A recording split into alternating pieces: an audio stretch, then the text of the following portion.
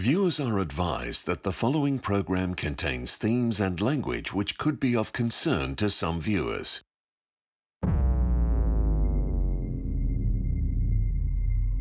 wall of famous, famous, the wall of famous, can't contain us.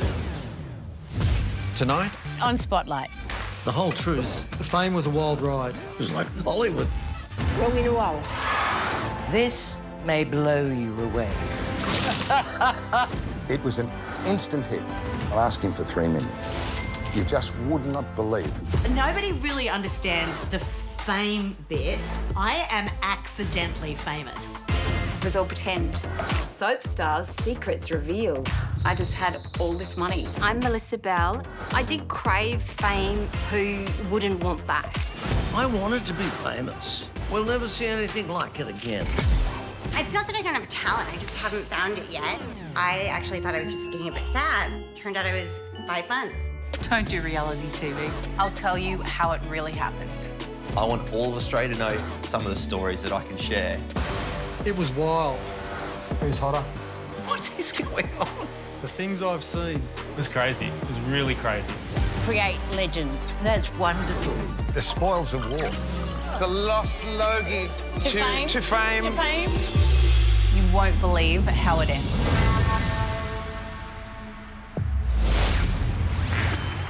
Please welcome our hosts, Ada Nicodemu and Cameron Dano, to the Spotlight special event, The Fame Game. Hello and welcome. Fame, as we both know, is a bittersweet game. Yep, it sure is. Tonight we turn the spotlight on fame itself. It's an evening of revelations, laughs, tears and triumph. A show full of legends, in fact, which is why we begin with what many regard as the golden age. Maybe we should put the dog out. Yeah. Sorry, Maestro. Tell me when. Yeah, go for it. Now, 2 cameras. You ready? Yep. Who am I? Take 1. Who am I? Take 143. Who am I? I don't know. Anthony, Louis, Barbara. Oh, there we are, yes. Gold, Pokey. Gold. Gold? They were hard to win back then. Oh, a lot easier now. Tom? Some of you might remember me from a long-lost television program called Sale of the Century. And now, here is the star of the show, Tony Barber. It was the golden age of commercial television. Thanks very much and good evening, everybody. I wanted to be famous. Thank you, Tony. It's what we're in it for. That's what you're in it for. Ready, players? Action. Let's go shopping. At $323, but tonight you can have them for $9. It's a rather big investment, I think, at this stage. $9, it's only a snack. Should he buy or build? There'll be people sitting there. No, thanks, Tony. No, not interested. Nah. Sort of a shame, Grant. I've got $500 Dollars cash.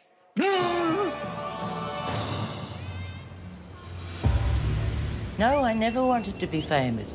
I never said, oh, I'm going to be a professional actress. It just happened. So it was a huge surprise to me. Something wrong with the steering? I'm Rowena Wallace, and my alias is Pat the Rat from Sons and Daughters. Oh, I love playing the villain. She's trying to kill me. There I was, making money doing the thing I love most. How lucky can you be?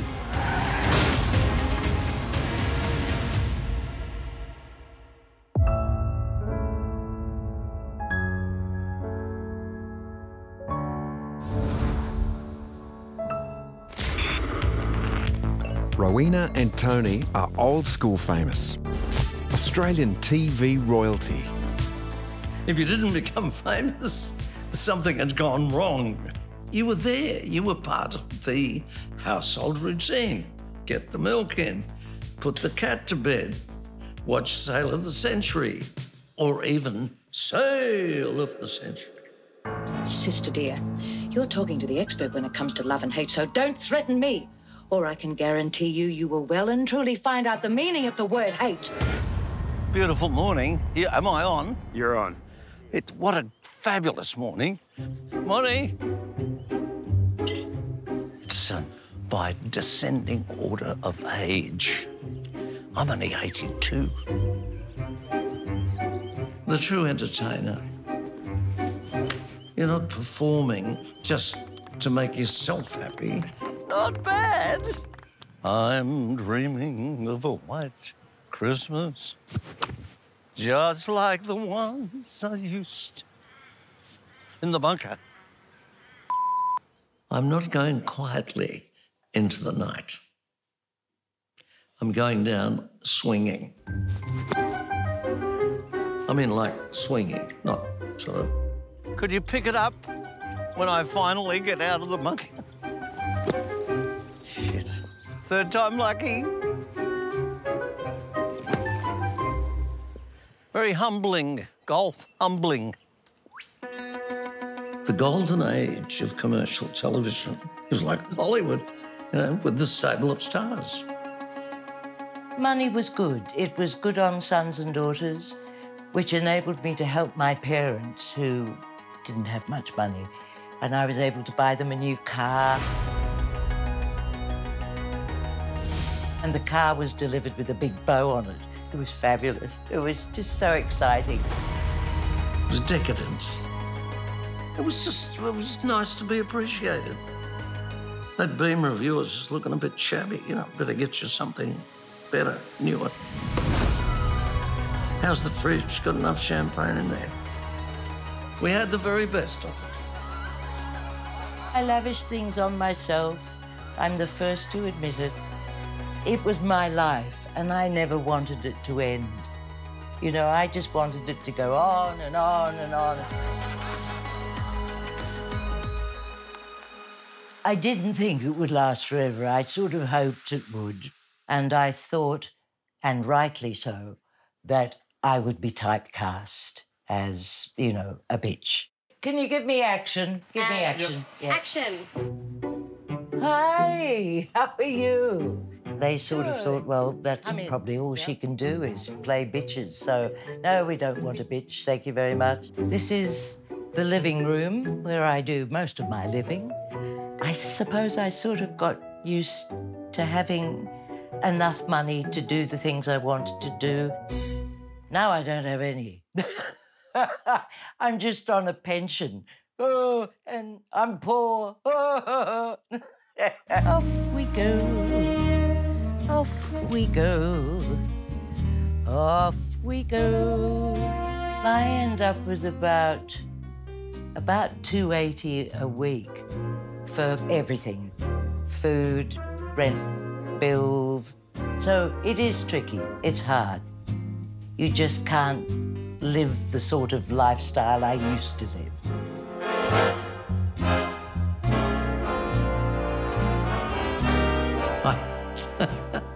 I suppose I'm really quite regretful that the way that Sale finished, because really it was unfinished business.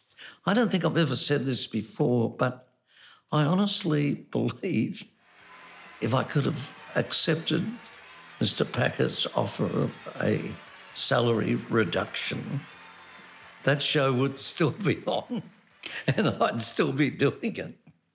I really believe, in my heart of hearts, I believe that. But I was very conceitedly angry. There we go. Pride goes before a fall.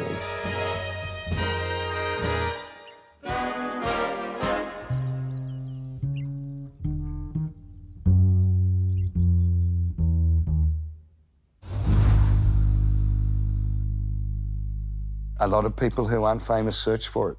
They go searching for fame. I never did. I'm Greg Evans, and Australia knows me as the host of Perfect Match. A I've hosted 14 television shows, but everyone just remembers Perfect Match and Dexter. It's the most asked question of my life. Where's Dexter?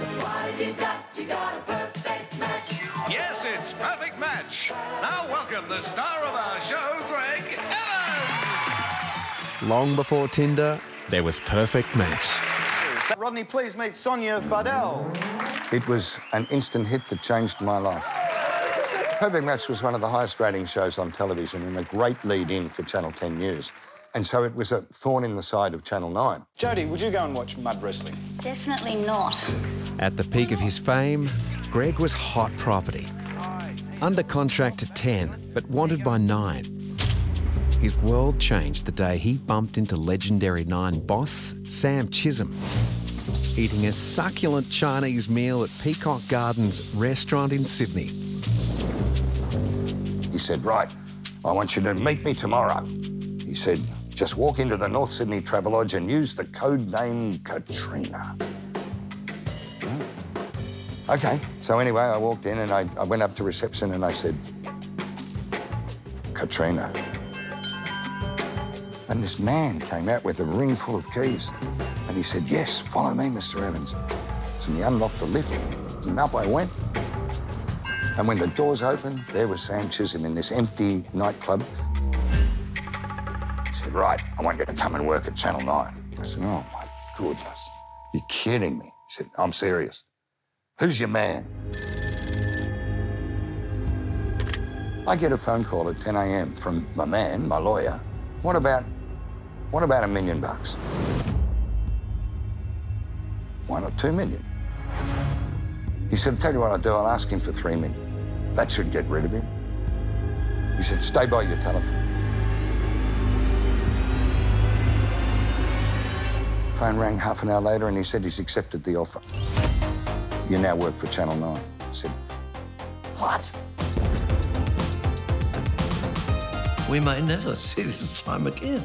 We had it. We had the best of it. And the winner is Rowena Wallace.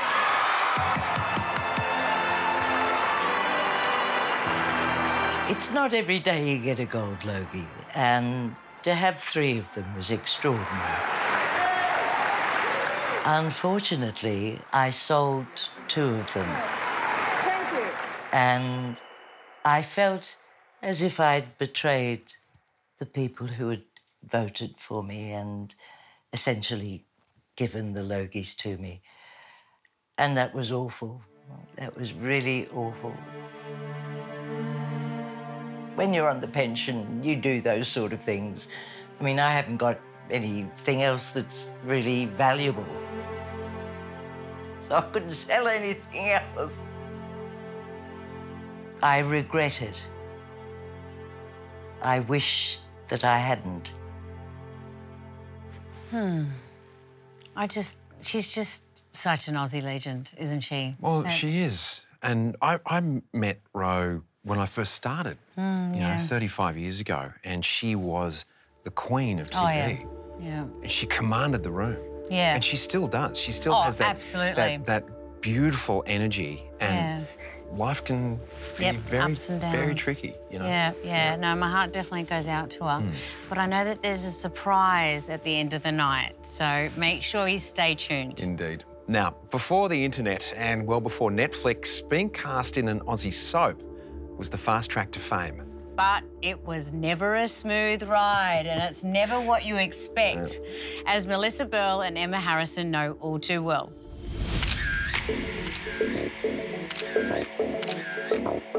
The more famous you are, the more money you get paid. And that's the bottom line. It wouldn't be unusual for me to go and spend £5,000 at Louis Vuitton. And then my next stop would be Versace, and then Dolce & Gabbana, and Prada. It was ridiculous. I just had all this money, and I didn't know what to do with it. You all right? You're making me nervous. Hi, I'm Melissa Bell, and this is my life. Take one. Moved out of home when I was 17, moved to Melbourne when I was 18 with 2 suitcases and $200. So there we go. My kids hate this story. They go, oh no, she's pulling this one out again.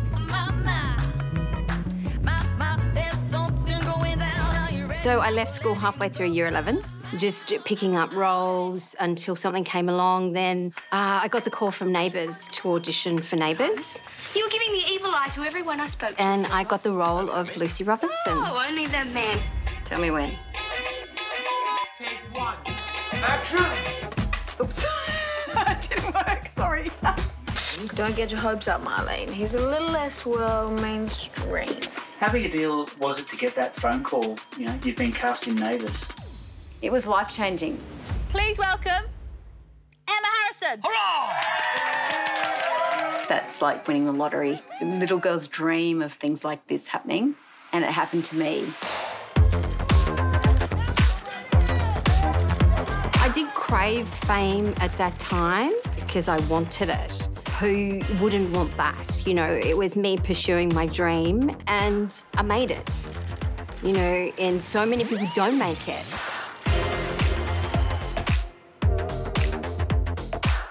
It didn't matter what I did. It would get written about in the paper or in TV Week. What sign are you? Oh, I love this guy. Capricorn, what are you? Capricorn, I'm Aquarius. Oh, fantastic. That goes together very good. I know you're scared sometimes. Don't know if you're wrong or right. The real me was a bit of a dork. Just an Ugg boot wearing girl that really wasn't all of that. You know, it was all pretend. This is what they wanted me to dress in. They'd say, here's the bikini or here's the lingerie, wear this. In 1988, Emma bared all for Playboy, and her family was furious. My dad and my brother didn't speak to me for 6 months after Playboy came out. But, you know, at the end of the day, I was young and I get offered a lot of money to do that as well. I wouldn't have done it normally. There was a good paycheck. I was able to buy a property in Coolangatta. So it was a calculated choice, knowing that it would buy me financial freedom for my future. And what thought the ice with your brother and dad and you? Oh, I think I'm my dad's daughter and my brother's sister. They had to get over it. I just hid that magazine out of sight.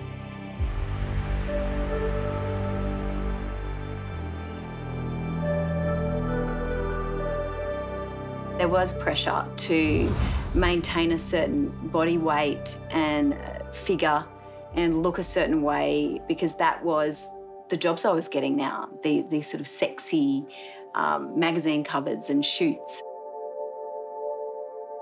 Well, sometimes you can get a really unflattering picture and you're not going to be happy. So you think, oh my gosh. And then people judge you on that particular picture. Like over the years, my weight's fluctuated and I've been trolled and, you know, been called a fat pig and I'm this and I'm that. And I'm thinking, well, you know what, I've had 4 kids and I'm not 20 anymore. I think I just put a protection around myself, really, because it can eat away at you.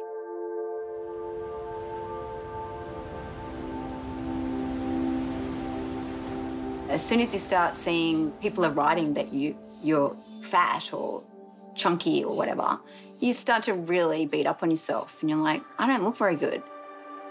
It takes a toll on your self-esteem. Even when the spotlight dims, the attention never goes away. Well, I lost my second husband 6 years ago, so that was very sudden.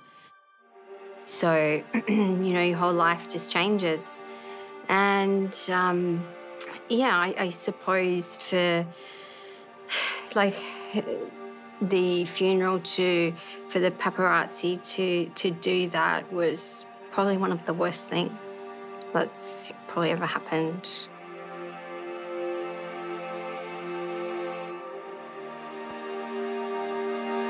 Someone had alerted me and said, it's in the Daily Mail, and I just fell to the floor. I was devastated. I was absolutely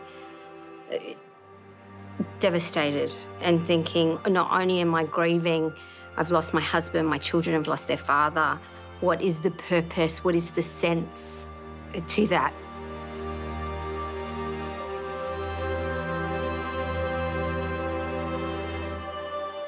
Yeah, it was heartbreaking.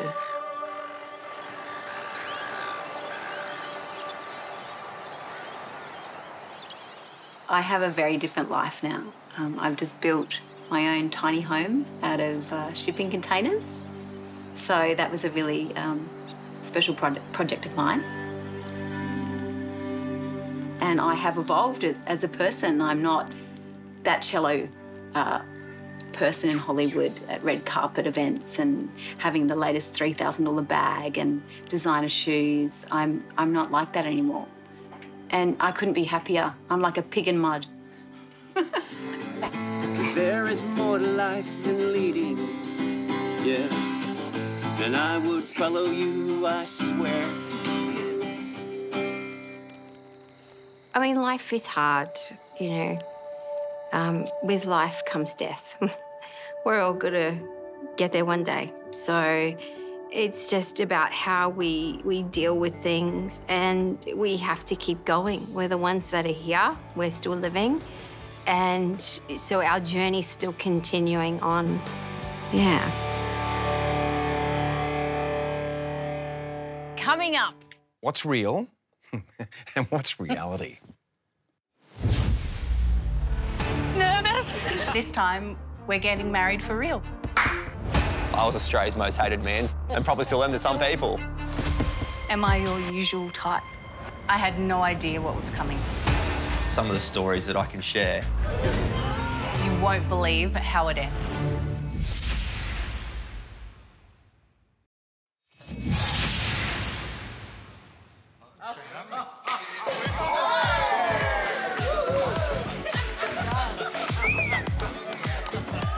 Let's make a toast to fame, past, present and emerging. Cheers. Thank you all. Cheers. Thank you for such a lovely night. Cheers.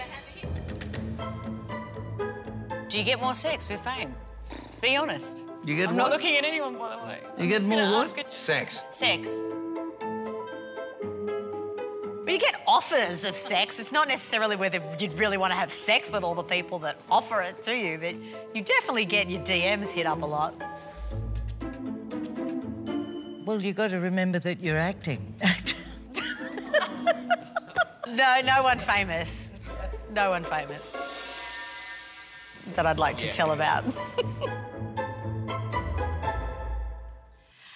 The dinner party to end all dinner parties soon. Now, the road to fame can take many twists and turns, and in recent years that road has claimed a few car wrecks thanks to reality television. It's hard enough for ordinary people to be thrust into the spotlight of sudden fame, but when love and relationships are at stake, heartbreak is never far behind. The behemoth that is Married at First Sight is a far cry from the innocent origins of TV dating. Remember Perfect Match? Yeah.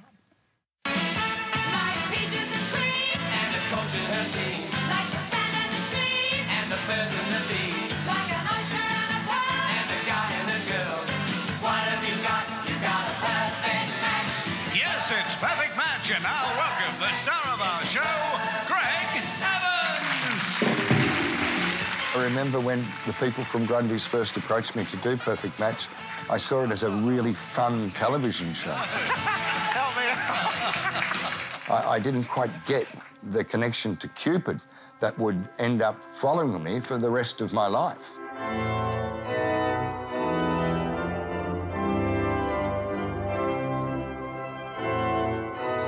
Joseph and Rebecca, everybody here today is very proud of you both. These days, I'm so much enjoying marrying people. I'm so much enjoying my role as a celebrant.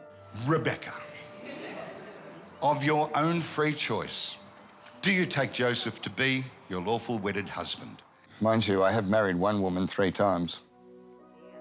We won't even go there. I now declare them to be husband and wife.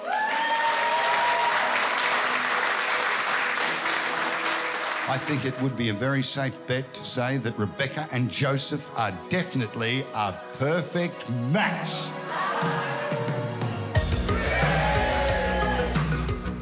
People who come up to me and want to talk about Perfect Match have great fond memories of it. He had real people coming on the show looking for romance. Could be a great match coming up. Right, have a seat. Okay. They really thought, well, we'll go on there and we'll meet someone, fall in love and get married. Today, by contrast, I see shows that are so contrived. 16 singles Nice to meet you. took the ultimate risk, You look amazing. marrying their partner at first sight. Before our couples choose to stay or leave, tough questions are asked. Is he enough for you? How can you call a reality TV show reality when it's staged? What was your name? Bryce. Bryce. I'm Melissa. Oh, lovely. How you feeling? Nervous.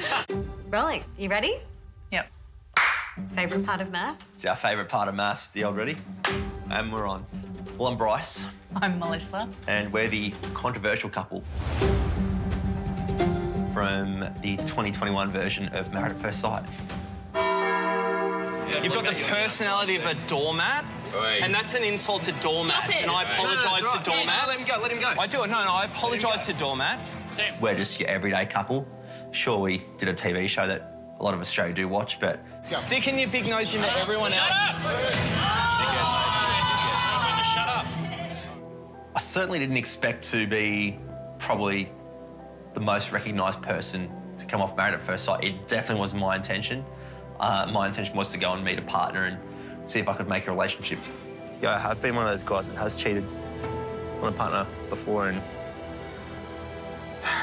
You didn't intend on being the biggest villain on national television of all time? No. No?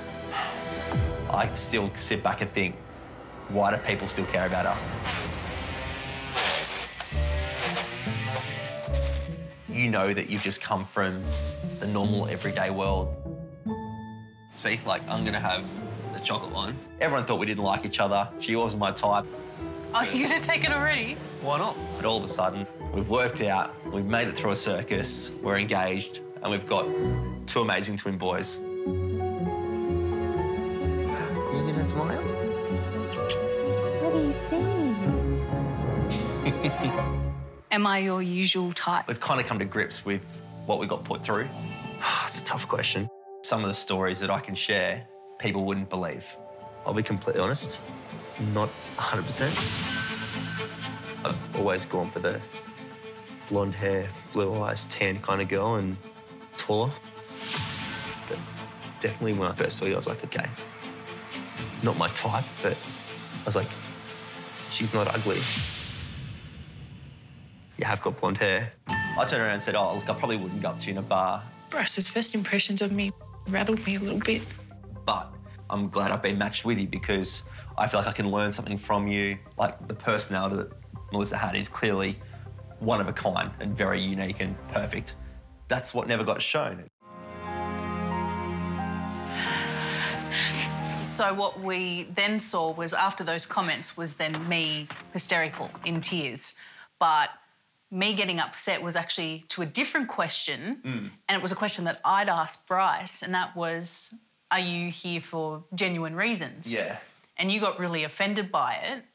And then I was on the backtrack going, I'm so sorry, I didn't mean to upset you because I'd really upset him. And you completely shut down and we just basically sat there on the rug, and then I just got completely overwhelmed because I did like him and I was upset that I'd hurt him. And then that's the footage that you see that they've put after the blonde hair, blue eyes comment.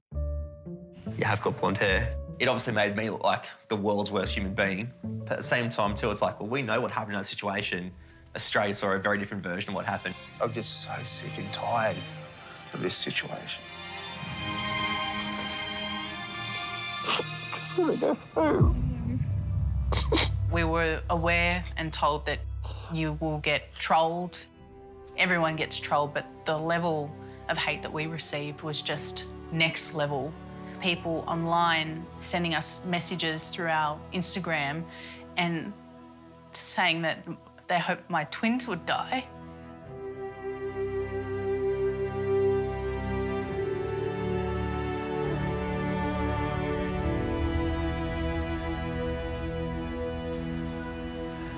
Hey, boys. Unfortunately, we still get people who troll our twins to this day. Even just comments like, they're ugly. Like, what's wrong with you?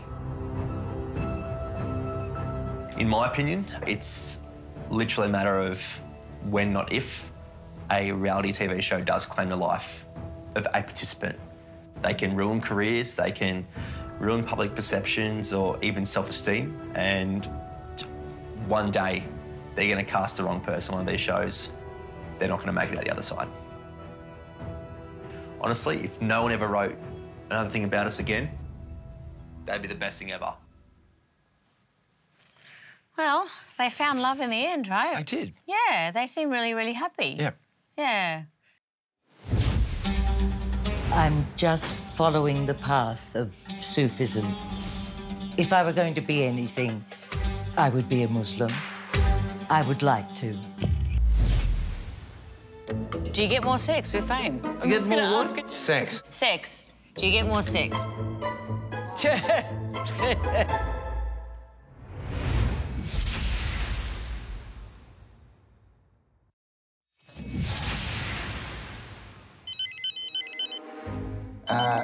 Yeah, it's going to keep dinging. It is, it's mine. I'm so sorry.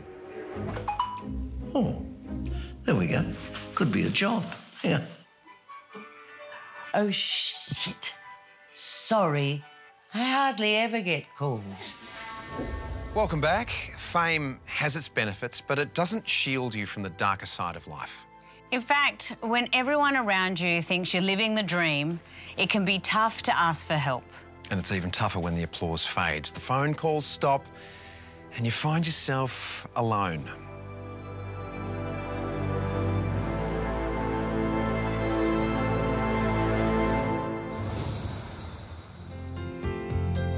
You know we belong together, you and I forever and ever. What do you reckon? Who's hotter? So my name's Matt Stevenson and I am known for killing Bobby. Yeah, Bobby. She was an amazing character, an iconic character in the show, and I killed her in a boating accident and never worked again.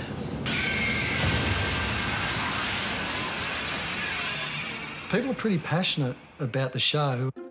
In fact, I was playing cricket the other day and this bloke bowled me a bouncer. And he said, "That's for killing Bobby." And I said, "That was 32 years ago, mate." And he said, "Yeah, I know, but it's still raw." I said, "It's still raw to me too, mate." I got a little bit misty-eyed. Soaps are pretty important to people. They are, and sometimes the lines of reality are a bit blurred. Yeah, is it more of a behind-the-scenes reality TV, or is it The more reality of reality. secret? The reality of reality. Okay. When Peter Timms and his 15 housemates signed up for Big Brother Season 1, their lives and Australian television changed forever. Hello, Peter. Hi, how are you? How are you feeling? Nervous? Reality TV had arrived. It's about week 3. I remember saying to one of the guys, Benny or Blair or whoever it was, like, seriously, this can't be rating. People can't be watching this. We're playing volleyball, swimming in the pool, reading books, having a few beers at night time and just doing dishes, you know, that sort of thing. It's like, this can't make TV. And we could hear all the noise when someone got evicted, but we thought it was all canned. We thought it was all made up, just to keep us interested. We honestly thought there would have been our families watching, and that's it. It's time to go, Peter. Security guy said, "Get your head down, hold on to the belt of the guy in front of you." By the time we got to the foyer, I didn't have a shirt on. It was insane. I was like, what is going on? When we came out of the Big Brother house, every night there was a party. Ours was a social scene where everyone knew each other. It didn't matter if you were music or TV or magazines or radio. Everyone just mingled and enjoyed the fact they were all there having fun together. It wasn't as much competition as now. It was like, who's got the most followers? It wasn't about the individual. It was more of a group thing. It was weird. It was fun. It was a great time. I think you find a lot of people who are artistic have a lot of things going on in their head. And they have a whole lot of highs and they have a lot of lows, and that's what makes them different, which makes them artistic, which means their music might sound amazing, or their art is amazing, or their acting is amazing. And so I think there's a lot of those ruts that they go through. And I remember the devastation of when Mark Priestley passed away. He was on All Saints. He was our age at the time. He was a friend.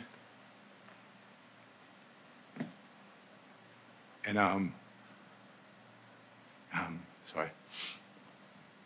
And so that was, you know, pretty traumatic for all of us because you just don't know what other people are thinking. I mean, there's been a lot of them. Anthony Bourdain, Robin Williams, you know, Dita. Some sad news in the world of acting, the death of former Home and Away star Dita Brummer. It's tragic. You know, such a talented, beautiful person, you know, doesn't want to be here anymore. Dita was like a little brother to me, really. He just had this grin. I can just see it. I can visualise it, you know. I want you to marry me. He was a special guy and, yeah, we all miss him dearly. In 2018, Dita Brummer sat down with Channel 7's Steve Pennells. What were you thinking? It was to be Dita's last interview. Much of what you're about to hear has never been broadcast. Fame's a fickle thing, isn't it? Yes, it can be very fickle. You're hot one moment and then you're not the next. You have to just deal with it in any way, you know, you can. So I did my best. It was pretty full on. Screaming girls at appearances. I think I'd experienced so much fame during those years on Home and Away that, you know, I did just kind of want to take a break from it and literally, you know, try and experience a life as Joe Bloggs and live like normal people do. I only met Dita like a handful of times, but he was such a nice guy. Did you ever meet him? I did. I did. I worked with him on a TV. It was kind of a reality show, I guess. We put on a circus together. So we lived together for 6 weeks. Yeah, right. You know, the world's a sadder place without him around because he was just a fabulous fellow.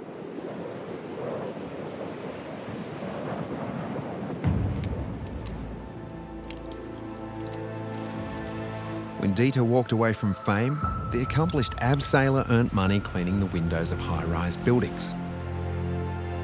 Everyone loves to refer to me as a window cleaner. Whereas, you know, I refer to myself as an industrial rope access technician, thank you. When you're hanging down there, what do you feel? What's going through your mind? It's exhilarating. It's a good choice of work for someone who may be recognised for my work on television. To be able to, you know, quickly get away from that recognition should I need to. He had his demons. He had his issues with mental ill health. I just think there's people that struggle. I think you can just get so... It's like a factory, you know. It consumes you and then it spits you out. In July 2021, COVID lockdowns caused Dita's business to collapse. 1 week later, 45-year-old Dita Brummer ended his life. You know, I said to my wife, I've just got a message that Deet's passed away. I couldn't process it. It's just bloody traumatic and still is.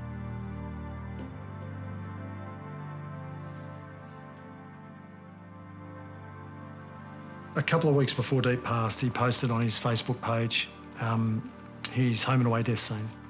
And he said, "This is my best scene because of how it ended." I didn't see that. I didn't see it, and a few people saw it and a few people liked it. But if I had seen it, I would have been straight on the phone to him. I mean, to me, that's a pretty significant cry for help. To me, that would have warranted a phone call.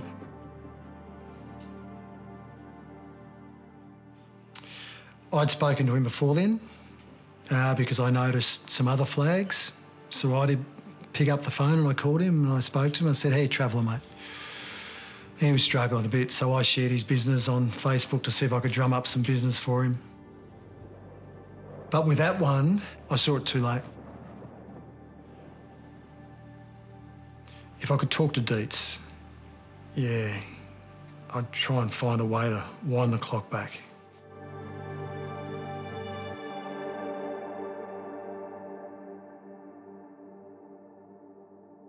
I'm a bit uncomfortable opening up about, you know, my life because not many people know about it. But if it's going to help someone, you know, that whole notion of being vulnerable, then, you know, I'm all for it.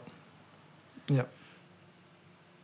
I was basically drugged and raped and dragged into a spa and thought I was going to drown, and then woke up naked somewhere by a couple of perpetrators. When this happened to you, how old were you? Yeah, I was 18, and then I won my role on Neighbours the next day.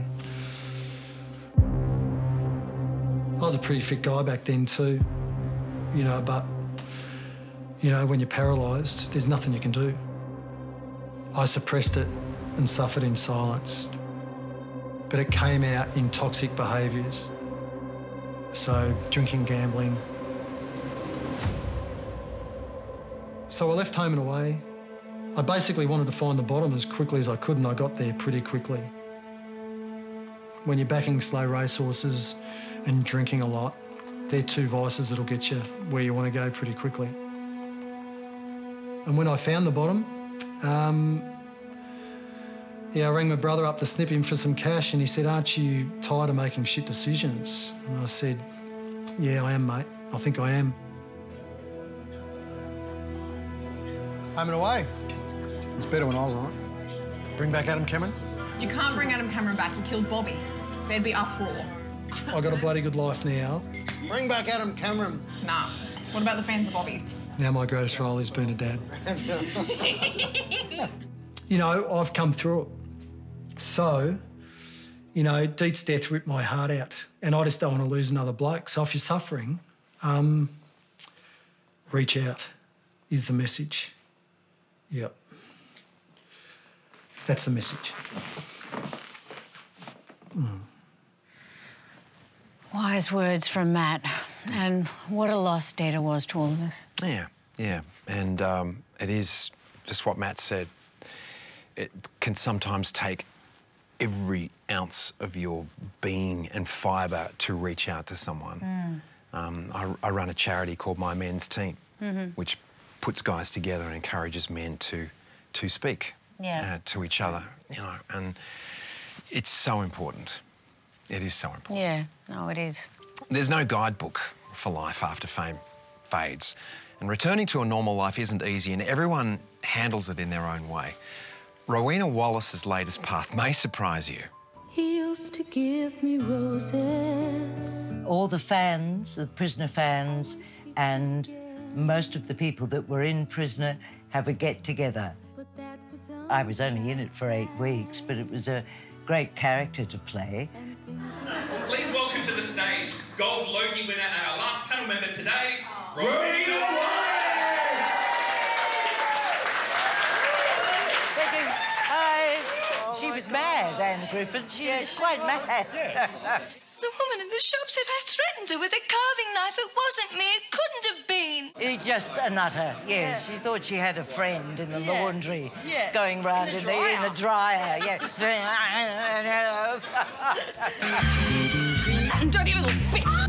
That was a good period for Australian television. Mad, mad.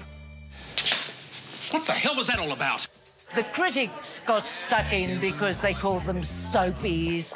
But there was good work on those shows, you know? Bloody good actors. I've suffered from depression for a long time, ever since I was a kid, actually. And sometimes it hits me really badly and I go right down. How bad has it gotten for you? In the past, bad enough for me to attempt suicide, yes. I've been good for a long time. I haven't had a depression for ages because I think I've accepted myself, and I'm so grateful, so grateful. I've studied a bit of Islam, and I do merge towards Islam. I think if I were going to be anything, I would be a Muslim. I think I probably will, because I would like to. But at the moment, I'm just following the path of Sufism. A Sufi is a lover of God. I do try to live as a Sufi, but it's not a common thing. There's not a group of Sufis in Wonthaggi, where I live. I did the whirling dervishes. There's a block of wood with a nail in it, and you put the nail between your big toe and the next toe, and then you push yourself around and around with your right hand up to God and your left hand down to the earth, and that's the connection you make. I am where I am, and I just want to be happy where I am. That's it, and I am.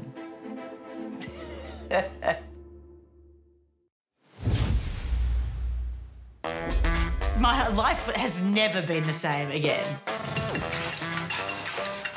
People were so mean. Bryn and Jeffrey Edelston. I'll try anything, like, why not? It's not that I don't have talent, I just haven't found it yet. Did you get it?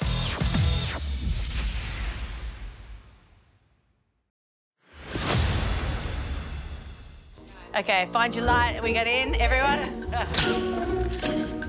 Ladies and gentlemen. Oh. Dinner is served.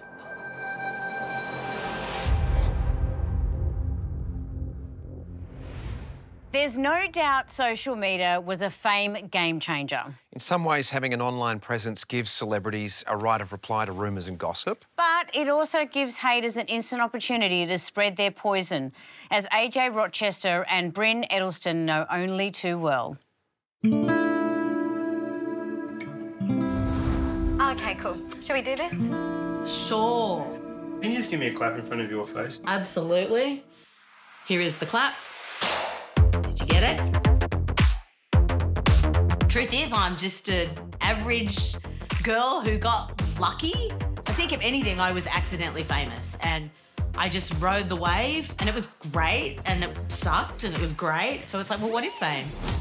What is it? It's just smokescreen, right? Smoke and mirrors.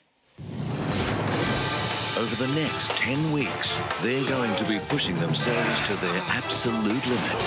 Biggest Loser came to town and they wanted a host. I had books out about my struggle with my weight, and so I got a call. 10 days later, I was standing outside the front of the Biggest Loser house going, "Welcome to Biggest Loser Australia." Hello? And I swear, it was like Dorothy in The Wizard of Oz. I'll never forget that moment. We have a surprise for you. And if that's not enough to satisfy your appetite, then there's plenty more.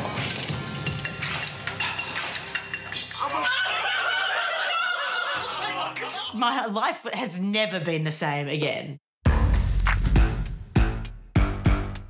It came to the end of filming and we had to do the live finale with all of these cameras in a studio.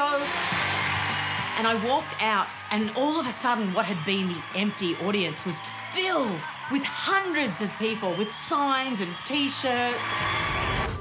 And I was just like, oh my God, I'm going to throw up. And I found this room, this big kind of storeroom, and I ran into it and I closed the door and I took a breath and I went, AJ, listen.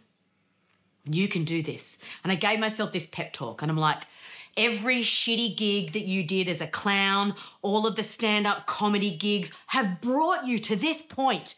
there's a crew out there. You can do this. You've got this. All right, yeah. And I open the door and my boss from Channel 10 is standing outside the door and he goes, you might want to remember that you're mic'd up the next time you give yourself a pep talk, because we all heard it. The scales never lie.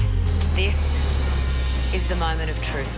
We were all so excited to watch the first episode, and it comes on, and I made the rookie error of going online and reading the forums. People were so mean, saying she's so fat, she should get on a treadmill and put down the donuts herself, and she's a hypocrite. And I cried myself to sleep that night.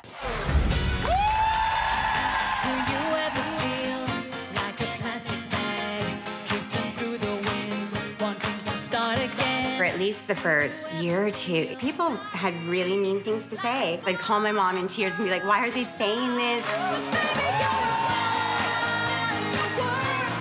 I'm Bryn Edelston. Australia probably knows me mostly for my previous marriage to my ex-husband, Jeffrey Edelston. That's what really just threw me into the spotlight. It was kind of a big wedding, kind of a big deal when we got married. It's a wedding where most of the guests don't even know the bride and the groom. Because at my wedding, there were 500 guests, and I think I knew, like, 7 or 11 people. That was my family. Bryn and Jeffrey Edelston. Just being in that relationship, I got a lot of really amazing opportunities. Dancing with the Stars, man reality shows. Do you think I could be a professional chef? No. Yeah, crazy lifestyle. It's Mirrorball Barbie meets Black Swan. I'll try anything, like, why not? Unfortunately, I haven't really succeeded at any of the stuff I've tried. Like, I'm sure it's not that I don't have a talent, I just haven't found it yet.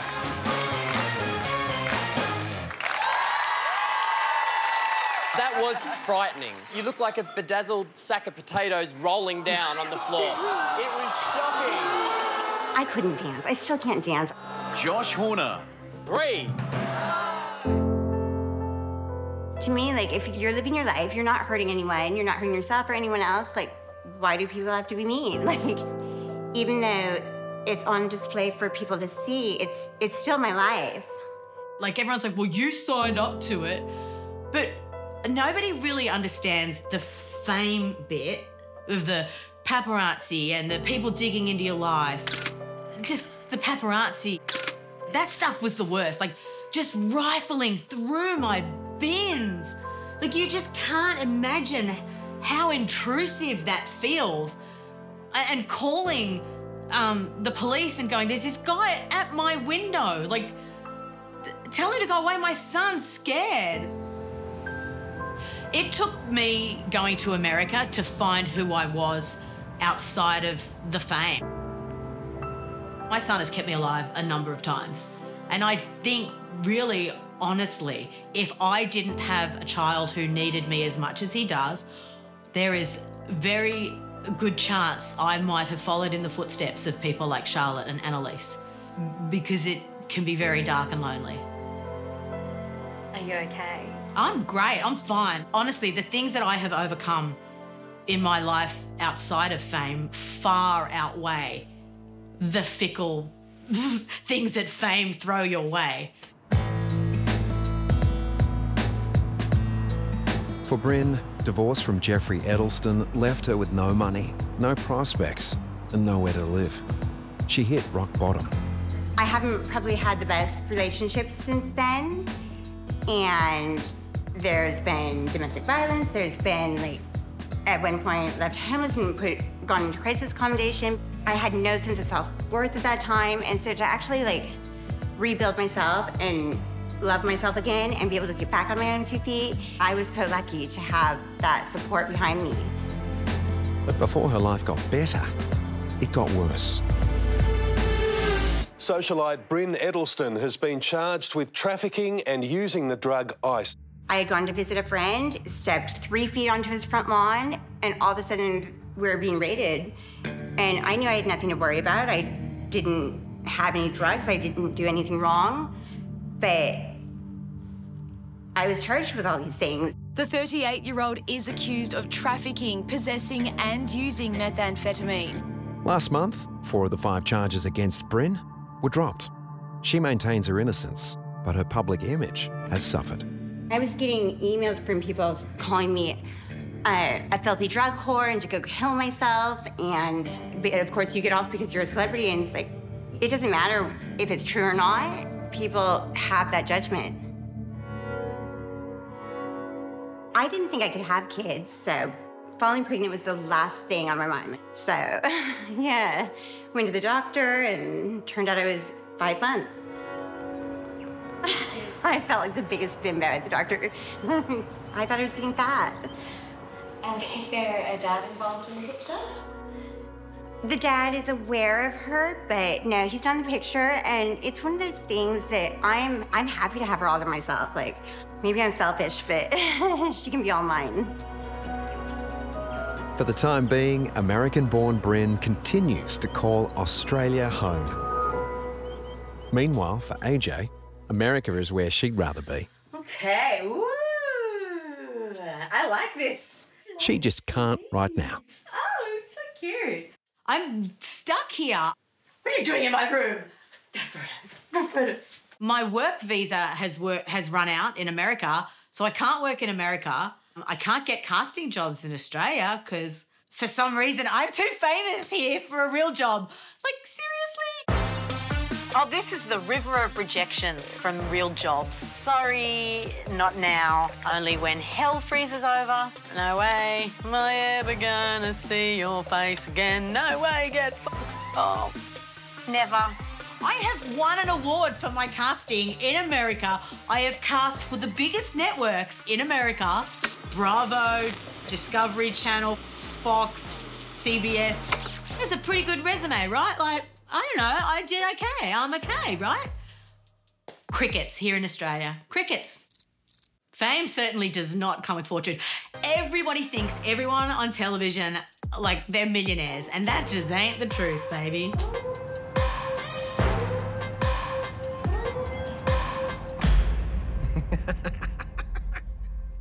What? Everyone's not millionaires on TV? Everyone thinks that they are. What's their problem? Next, the dinner party to end all dinner parties.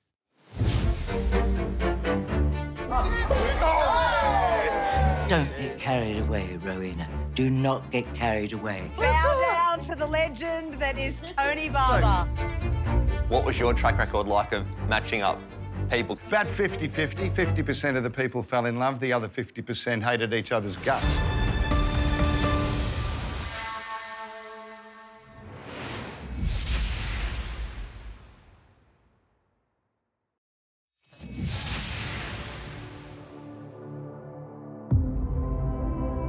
Tonight's dinner party brings 9 of our celebrities together. They'll be answering some tough questions. Don't get carried away, Rowena. Do not get carried away. And some intimate ones. Oh, can't wait to see who's turning up tonight. It should be fun. And a big reveal. Or natural. Da da da da da da da da. Gee, for a minute there, I thought you were Tony Barber. I wonder what happened to Tony. We're just like you.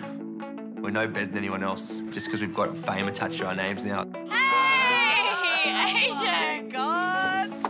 Mr. Evans. Tony! God, I was just thinking about you. My goodness. This way. Great to see you. You're looking well. Thank you. Wow. Hello. The love god.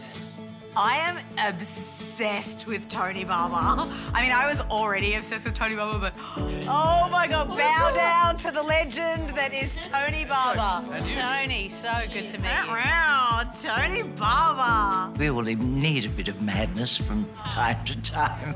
Hello, everybody. How are you? Bryce. I'm Melissa.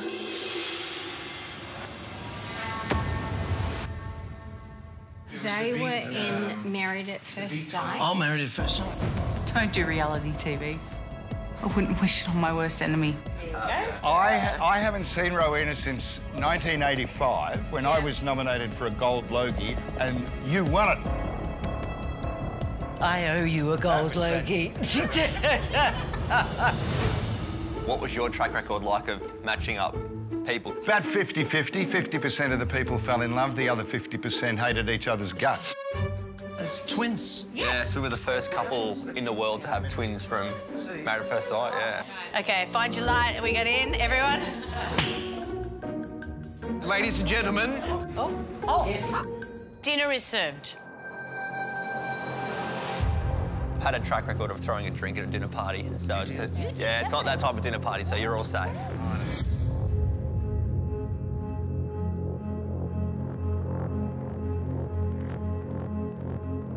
So Melissa and I went for the same job, which was hosting Biggest Loser.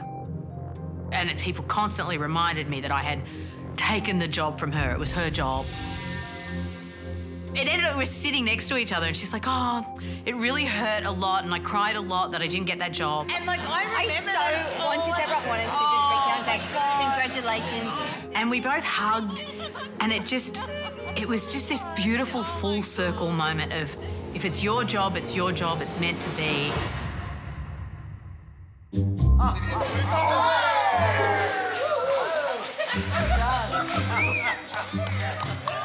Let's make a toast to fame, past, present and emerging. Cheers. Thank you all. Cheers. Thank you for such a lovely night. Cheers. Cheers. Cheers. Cheers. Cheers.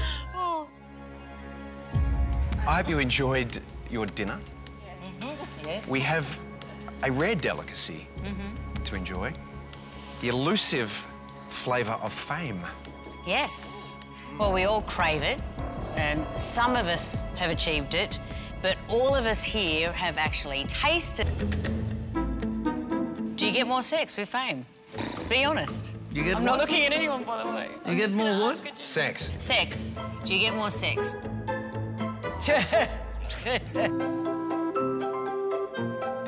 Well, you get offers of sex. It's not necessarily whether you'd really want to have sex with all the people that offer it to you, but you definitely get your DMs hit up a lot. Well, you've got to remember that you're acting. Is that deep and meaningful? Yes, yes. No one famous. No one famous that I'd like to tell about.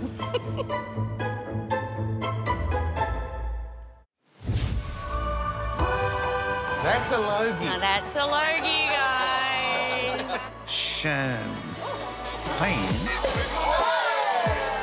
Tony Barber and the Barbarettes. Wait, what?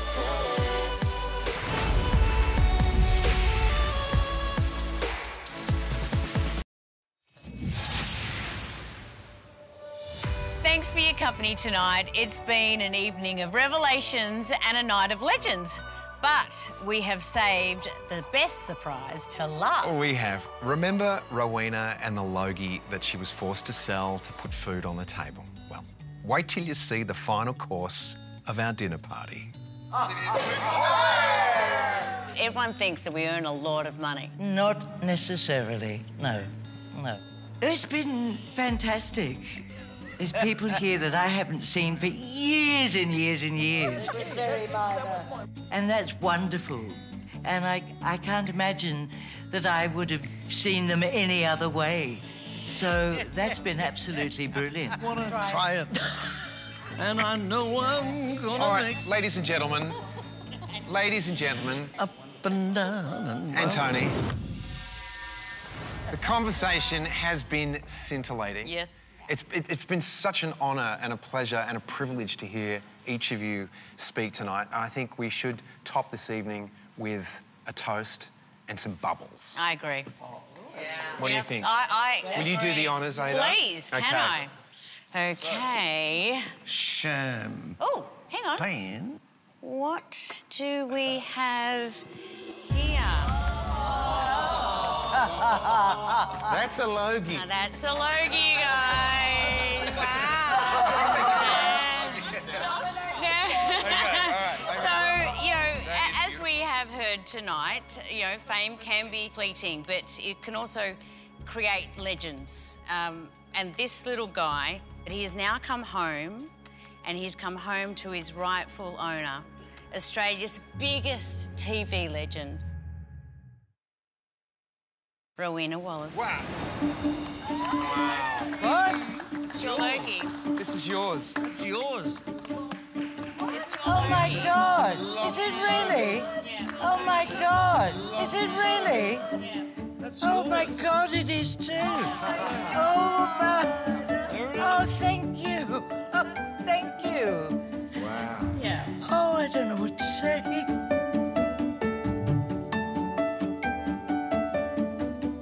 Can you read the inscription on it? Yes, 1983. No wonder I can't remember.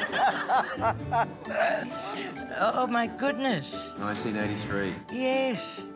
It's a nice one, too. It is a nice one, yes. It looks just like all the others. Wow. Oh, wow.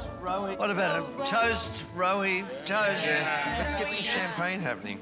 The highlight for me is definitely giving Rowie her Logie. To all of you. And just watching how emotional she was.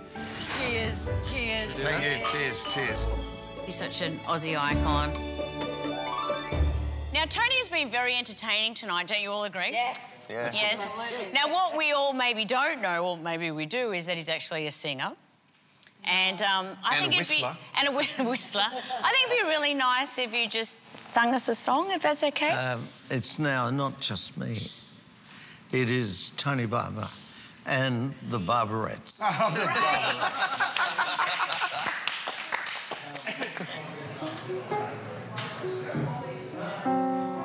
Thank you. Thank you. In the best sense of the word. Come forward. Tony, I'm tone deaf. We've got the words. You'll manage. I said the words. All you have to do... You're a kid, you grow up, you watch Sale of the Century, and you're like, wow, it's Tony Barber.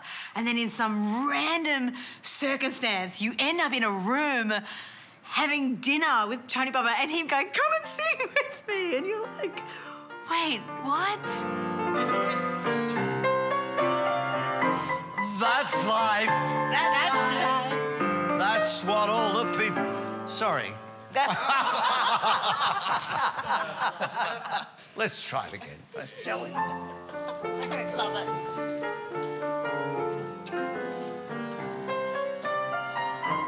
That's life. That's life. That's what all the people say. You're flying high in April. Shot down in May. But I know we're gonna be there soon. 'Cause now we're up on top in June. Why are you wind up? We're not on a time constraint.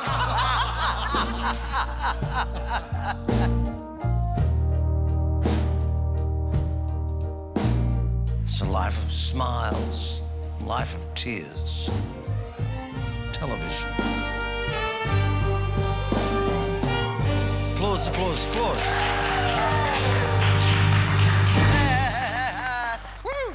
Well done. Bravo.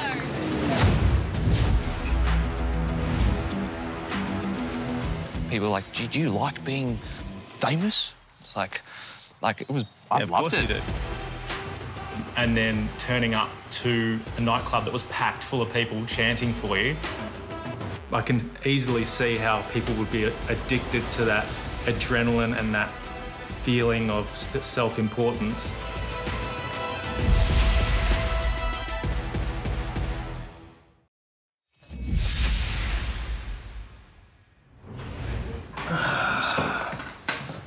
It's called a clapperboard, Kyle. If you enjoyed our program, there's more online. A Spotlight Extra featuring Kyle Marsh and Ben Nicholas about life on and after Ramsay Street. It's on our website now. You haven't been here for 10 years? More than. Really? Yeah, 100%. We have good times here. We did. People are like, did you like being famous? It's like it was, I of loved course it. you did. I dragged Kyle to the UK when I left Neighbours and he came willingly. We had an amazing 8 months. It was just fun, like 18-year-old kids rocking around. Getting treated like rock stars. We would get recognised everywhere we went. Being driven around the country with a driver and a bodyguard. and then turning up to a nightclub that was packed full of people chanting for you. Just treated like some sort of hero. Calling your name, being given bottles of drink and VIP areas, and it was crazy. It was really crazy. I can easily see how people would be addicted to that adrenaline and that feeling of self-importance being treated that way. I mean, I just felt like a fraud. Definitely made me feel like I didn't deserve this. I don't miss it one bit. I don't need fame to be happy. No.